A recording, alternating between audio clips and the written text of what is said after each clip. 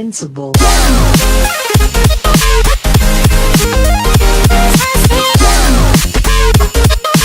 Welcome back to Players Circle, where players come to play.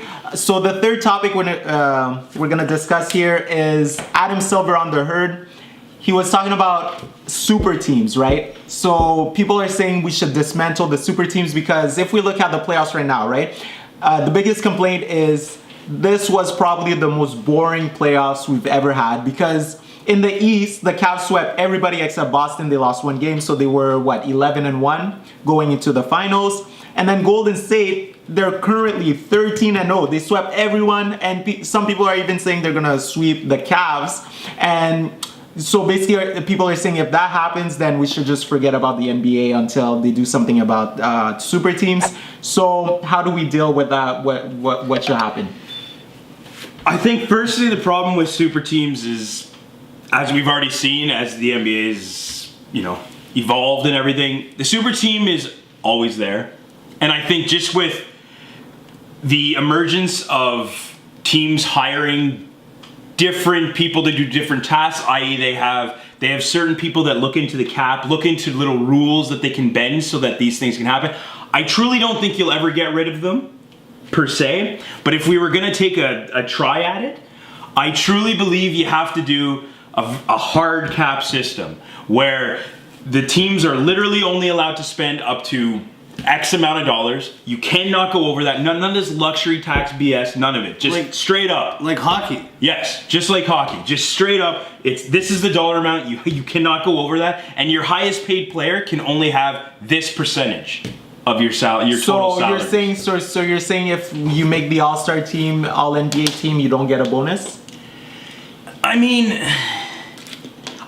I don't know the legalities of it, but if you're gonna do it that way, let's do it so that's not against the cap, maybe? I don't know how you'd really get beyond that, because I do get what you're saying. They should get some sort of incentive for, making the All-NBA and stuff. Maybe they should, but you kind of do. I know how. Do get an incentive. I know how. No, but I know how you can make it work. I know how you can make it work. So you have the hard cap, and then the incentives would have to be the same for everyone. So basically, if you want to pay Durant $30 million, the whole 30 has to go on the cap. And then the incentives will have to be All-Star team, NBA teams, but you're not allowed to give incentives like, oh, if you scored this amount of points, we'll give you that. Basically, the incentives cannot be picked by the teams. They have to be picked by the league, basically. But I would also say that I don't think you can, All NBA and say making the All-Star team, you lump them together. So you don't give a separate dollar amount or anything. You just lump it all together. If you made both of those, fine. Clauses. You get your $2 million. What if you only make one?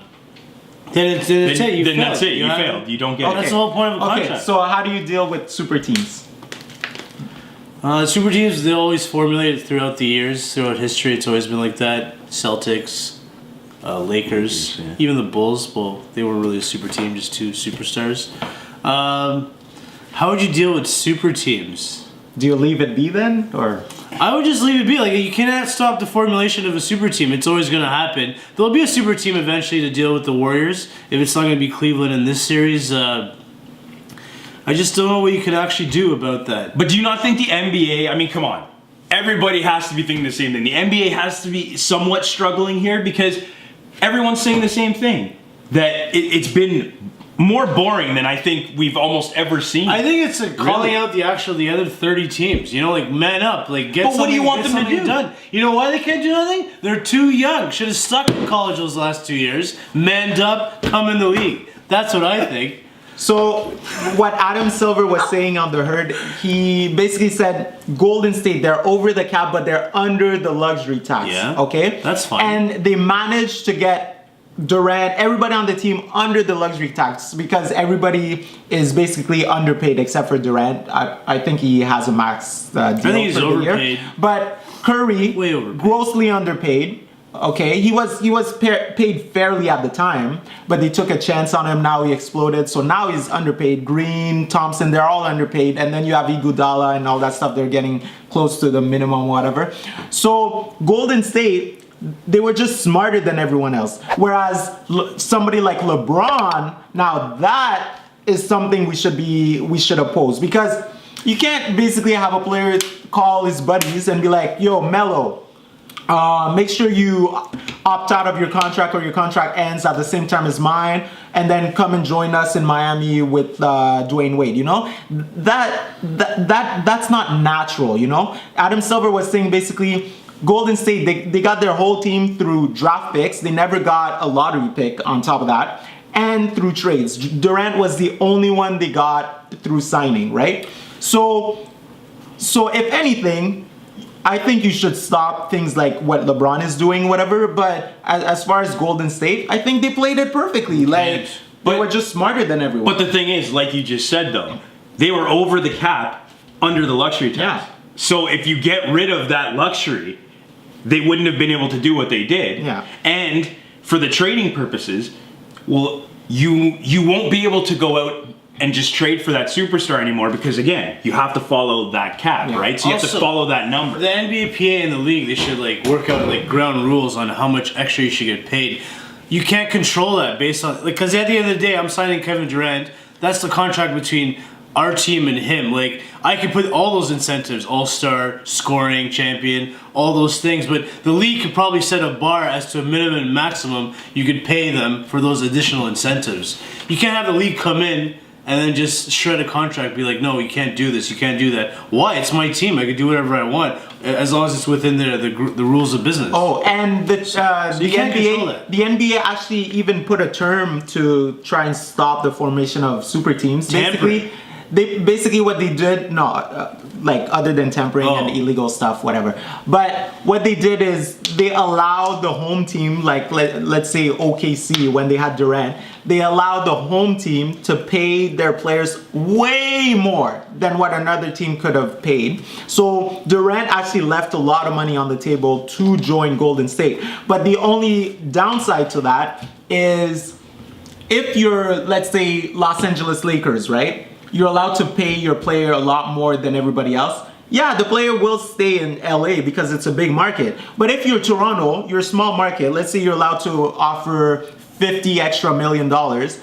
But the player, he thinks, oh, okay, if I go to LA, I'm gonna make $100 million in sponsorship deals that I would not be making in Toronto. Of course, I'm gonna leave that $50 million on the table and I'm gonna go join LA, you know? So it's... Yeah, but again, I mean, and I'm not trying to harp here, but I mean, again, you know what I mean? You put in the cap, it sort of gets rid of that kind of stuff. Yeah. Or another route, I'll just touch on it quickly, that you could go is similar to the way that the MLB goes, where, okay, you know, the richer teams, they pay the luxury tax, they do all that. But what they also do, what the MLB does is the richer teams have to then put money into a pool that the MLB then takes that money and they give it to the lesser teams. Yeah, so that they have more money to work with. Does the luxury tax go to the lesser teams? What happens with the luxury tax?